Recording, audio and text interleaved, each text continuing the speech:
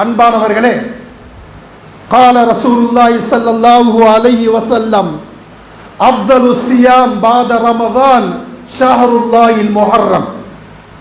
எதுவென்றால் ரமலானுடைய நோன்பிற்கு பிறகு, ரமலான் மாத நோன்பிற்கு பிறகு சிறப்பிற்குரிய நோன்பு எதுவென்று சொன்னால் அது ஆஷுராவுடைய நோன்பாக இருக்கிறது. முஹர்ரம் மாதத்திலே 9ஆம் தேதி 10ஆம் தேதி நோக்கிறோமே, இந்த நோன்பாகத்தான் இருக்கிறது. சஹாபாக்கள் கேட்டார்கள், யா ரசூலல்லாஹ், இந்த நோன்பின் பலன் என்ன, இந்த நோன்பின் சிறப்பு என்ன?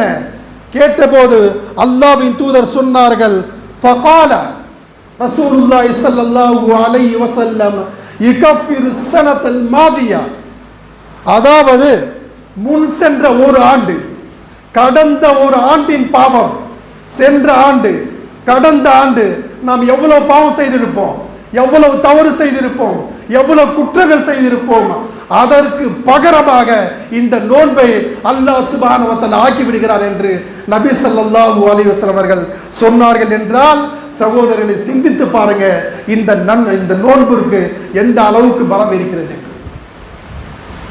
எவ்வளவு முக்கியத்துவம் இருக்கிறது என்பதை நாம் சற்று சிந்தித்து பார்க்க வேண்டும். கண்டிப்பாக ஒவ்வொரு முஸ்லிம்களும் முஹர்ரமுடைய 9ஆம் தேதி 10ஆம் தேதி இந்த நோன்பு நோக்க வேண்டும்.